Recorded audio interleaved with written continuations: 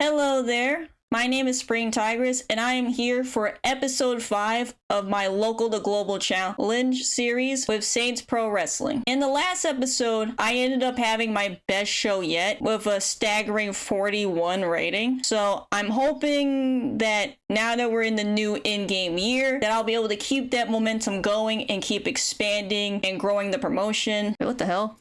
Snow and ice hit. Travel chaos and general disruption hit Eastern Central Europe after a huge amount of snow fell overnight. Oh. All live events and sporting fixtures in the area saw significant reductions in attendance numbers as a result. Oh shit, okay. That's the first time I've seen a news thing like that in the game. Content extension for Solruka. I might shortlist her to have her in the future as well. The end of the year's awards for SPW have been released. What? Oh, okay.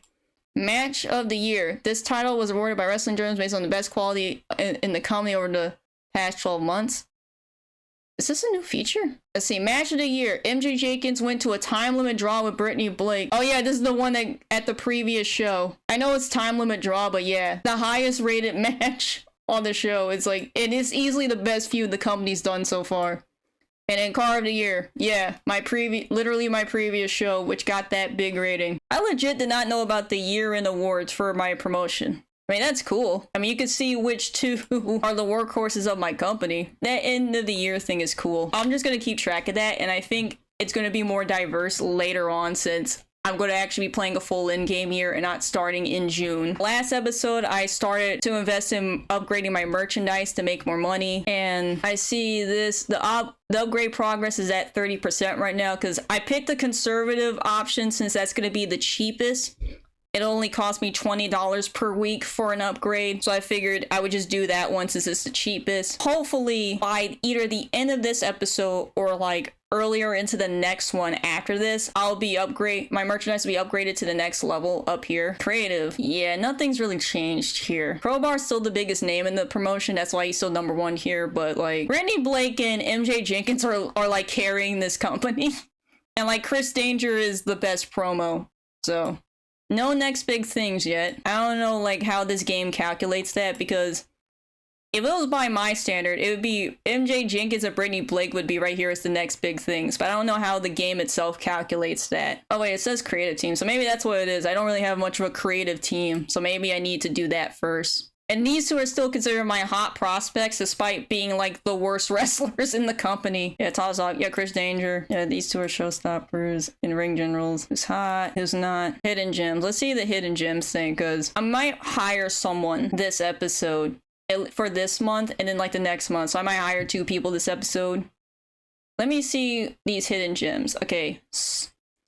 So Ola's Mason. Okay, let me see. Okay, 900%. Okay, that's within my budget. Yeah, he's not the worst. He's still better than Boom Harden. Let me see. MV Young.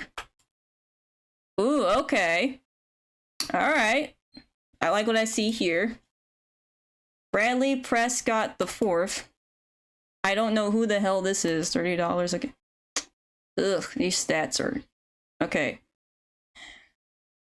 Yeah, Bailey Waterman, 19 years old, $20. Who turned pro on 6. Okay, this was me one of the more the generated workers because I did set it to allow more new workers to be generated in the game to add more to the game, especially with how many dojos there are in this. I figured, yeah, I would turn that on, and I even downloaded free pictures for that. But, okay. I mean, I've seen worse stats for this, I guess. And then, let's see, Zadazang, okay. Again, another 30. And these stats, I mean, I've seen worse stats than this. Canada's opinion, oh yeah. Yeah, oh yeah, that's right. This feature is for like seeing if anyone in the locker room has any opinions, but I think that's going to be more useful when I try to sign people that people I've already signed at least know about. Let's sign MV Young. He'll be this month's signee. I should probably use this hidden gem feature more if I'm going to keep the one new hire every like either month or 2 months rule. I should probably use this. MV Young is officially signed now, and he's gonna be a heel. Now let's get to the show. Right click. No one's getting a night off. You can forget that. Battleship. Of course. Okay, booking team meeting. Okay. Let's see if there have been any locker room incidents. According to others, Lady Luck and Brittany Blake are now travel buddies. Oh, that's awesome. Okay, that's cool. Anything else? No, that's it. Let's address the locker room. Since this is the new year, we're gonna do some team bonding. Oh, the relationship between MJ Jenkins and Chris Danger has become stronger. That's cool. Instead of a match, we're gonna start the show out with a promo with Brittany Blake and Chris Danger cutting a promo about MJ Jenkins, and basically Brittany Blake making it clear that the score she has with MJ Jenkins isn't settled yet, and that she is lucky that the match they had last time in the draw. I figured it'd be good to have them both cut the promo instead of just Chris Danger talking for her. The segment got an overall rating of 36, and Brittany Blake apparently didn't do well without a script to follow, but Chris Danger improvised well throughout the whole segment. I mean, I paired these two up for a reason. But the angle did get the crowd hotter and got the show off to a strong start, so I'll still take it. And then in the opening match, MV Young made his SPW debut tonight against Boom Harden. In a decent brawl, he defeated Boom Harden in 8 minutes and 11 seconds by submission. The wrestling rating is 24. The crowd rating was 14, and the overall segment rating was 25. MV Young had an in-ring performance of 35 for his debut, and Boom Harden had an in-ring performance of 14. I mean, it's not Boom Harden's worst performance. I do think he is slowly improving, so maybe he just needs to be in more tag matches, or maybe if I just keep having him have matches, he'll improve. MV Young had debuted his polyarm cult leader gimmick and had an initial rating of great, but he was rusty, but that will soon go away once he's had a few more matches under his belt. So that also probably played a role in the match being kind of, you know, we can only blame it so much on Boom Harden being green, because I can't keep him out of the ring because then he doesn't get better. And I also only have like 10 people on this roster. In a decent match, Crowbar defeated Adraza Giant Panda in 7 minutes and 33 seconds by pinfall. And this is a more story-driven match. Crowbar had an in-ring performance of 30, and the Panda had an in-ring performance of 10, kind of confirming he's actually the worst wrestler on this roster and not Boom Harden. I mean, the match got the crowd hotter. The wrestling rating is 20, the crowd rating was 14, and the segment rating was 23. We're slow and stiff. What? Okay, I gotta pay attention to this stuff more. Anyway, let's get to the main event. And about that had great wrestling and good heat. Danny D'Amato, Brittany Blake, and Chris Danger defeated MJ Jenkins, Arthur Mamata, and Lanny Luck in 15 minutes and 27 seconds when Chris Danger got the roll up on Lanny Luck. And this was a going all out match. Yeah, Chris Danger was the weak link. Of course, the crowd was very hot. The wrestling rating, 38. The crowd rating was 20. And the overall segment rating is 42. Like, Jesus Christ. See, Lanny Luck's in-ring performance was 34. Arthur Mamata had an in-ring performance of 43. MJ Jenkins had one of 45. Good job, girl. Annie D'Amana had one of 36. Chris Danger had one of 25, which that is not that bad for this company's standards. And Brittany Blake had one of 42. So MJ Jenkins, the best performer in this match. Good for her. And the match got the crowd buzzing and continued the storyline. Yeah, very strong main event to end the show. You see this? I'm gonna try and pay attention to this dirt sheet thing more. Overall rating, 37. Like, it's not as good as the previous show, but this is still better than I think every other show besides the previous one. You see, in front of 97 people, yeah, and the show increased their popularity in one region. Now let's address the locker room. You know what? Let's actually show Boom Harden some encouragement, since he is actually showing some improvement. So let's actually give him some encouragement. And then let's see what else. I guess MV Young can also get some encouragement, you know. They both seem pleased. Let's see the financial report. Ticket sales, okay. Yeah, workers' costs went up since you got more people. And we only have 10 people on this roster. That's why I'm trying to use everyone. It's because the roster is this small. Once the roster gets bigger, I'll leave people off the show. When it's still this small, I want to have everyone on the show. But yeah, workers, that's much money. Show costs, yeah. Marketing, yep. But overall profit is $176. So at least money was made. It wasn't like we went bankrupt on there or the profit was in the red. We actually made money. Popularity recap. Yeah. We increased the size in the previous episode, so I did not expect an immediate size increase here. Carrot and pig destroy. Pig destroy. What? Okay. Oh, Dakota guy. Any updates to what the fuck? How the fuck did this happen? Franchise players. The number one, like Crowbar is the number one award, but it's MV Young. How the hell did that happen? That makes no goddamn sense.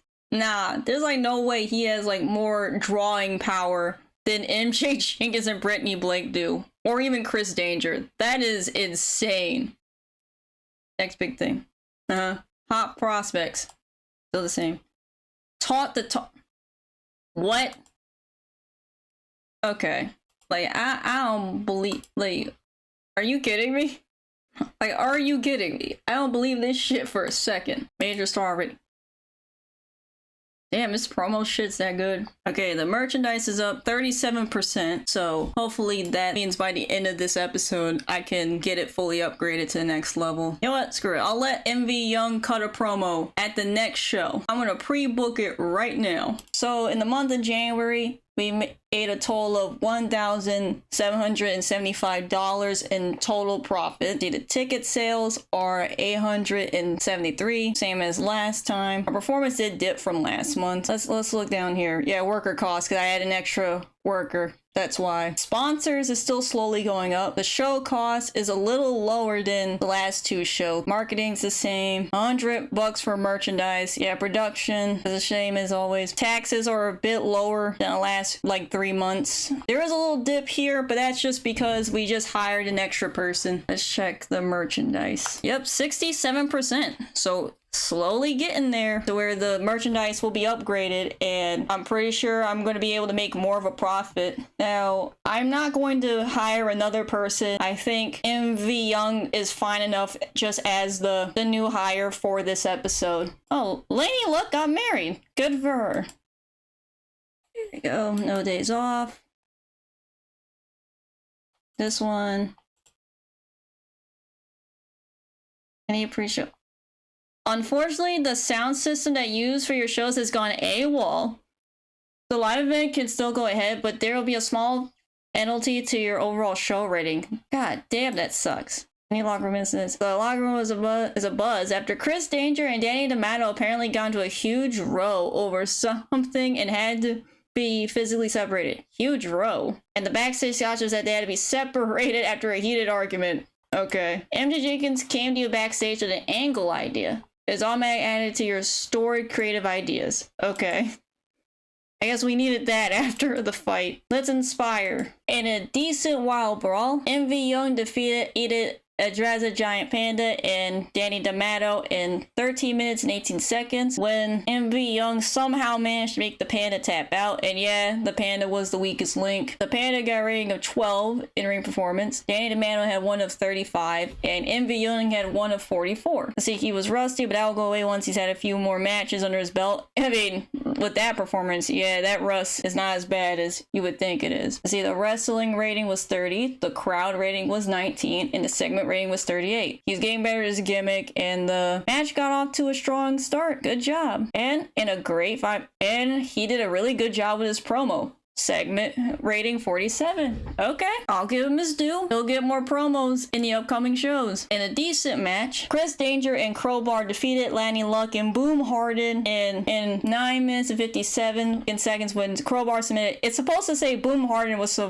one that was supposed to tap out, so that's what I'll say. See, wrestling rating 27, crowd rating 15, and the segment rating was 30. The performance from Boom Harden was 20. Wow, Boom Harden having his best in-ring performance yet. 20. Maybe I just need to have Boom Harden in tag matches. Maybe that's the secret, because this is his best in-ring performance so far. Lanny Luck had one of 34, Crowbar had one of 32, and Chris Danger had one of 24. So he wasn't even that much better than Boom Harden. But Lanny Luck, strongest worker in the match. Good job for her. Chris Danger was not that much better than Boom Harden. So, I mean, it does say he was off his game, but I will still take it as a sign that Boom Harden is actually improving in the ring and probably just needs to be in tag matches more. And in the main event match, and about that, great wrestling and good heat, Brittany Blake defeated Athrun Amata in 13 minutes and 5 seconds by submission with a bad omen after interference from Chris Danger. Yeah, again, this match was set to go all out. Brittany Blake does very well in those types of matches, so I figured keep it going. Athrun Amata had an in-ring performance of 30, and Brittany Blake had one of 40. Chris Danger did some good work backstage, and the match got the crowd buzzing. The wrestling rating was 39, the crowd rating was 24, and the segment rating was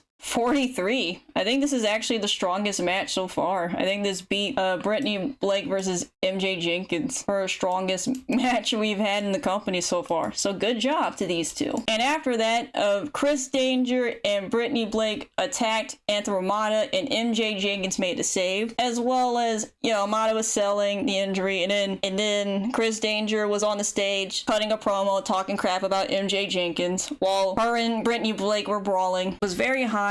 Got segment rating of 46. I think this is the highest rated segment so far. You see, Chris Danger came across well and did a master job improvising interactions with the crowd, and the proposed angle idea MJ Jenkins had was a success. So very good job. The overall segment rating was 38. So despite the issues with the sound equipment, this show was still a bit better than the previous show. See, it increased our popularity, of course, and the show appeared worse because of your pre-show equipment problems.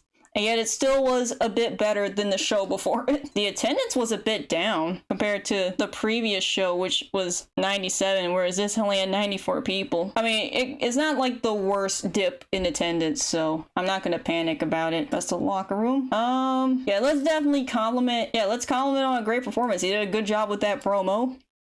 And you know what? Let's actually compliment Boom Harden. He is actually improving. It's ticket sales. Ooh, I think the ticket sales went a bit down. Merchandise. Yeah, worker thing. Show costs. Yeah. Ooh, the profit went down a bit. Yeah, we didn't boost up in popularity. 75% for the merchandise. Okay, we're getting there. Bruh. Crowbar jumped right back up to number 2 for franchise players, and number 5 is Chris Danger now. What? Oh, God. Wait, Chris Danger's 39? I don't believe that. Has some minor morale issues. I don't care. Bro, I mostly hired you to be a road agent. We're at 97% for the upgrade, so in the next episode, the merchandise will finish being upgraded. In the month of February, Saints Pro Wrestling grossed a total of 1,783, which is a big improvement from last month. Ticket sales were lower though, and the sponsorship deal was only like, well, it's still only like $2 lower, and that's still higher than like every other month other than the previous month. Merchandise is a bit down. Okay, workers, actually $3 less, surprisingly. Show cost was $1 lower, and marketing's the same. Merchandise only $80 for expense compared to the $100 from last month. Production was a little lower, probably because of the incident with the sound equipment. Tax was $1 more. I'm a little concerned about the ticket sales dipping a little, but it might be a fluke. It might not be something to worry about. I'll just have to keep an eye on that. I'm going to end the episode right here. Let me know what you thought of this episode and what you would like to see and who you would like for me to sign in the future. Just let me know about all those things in the comment section below. I will see you later.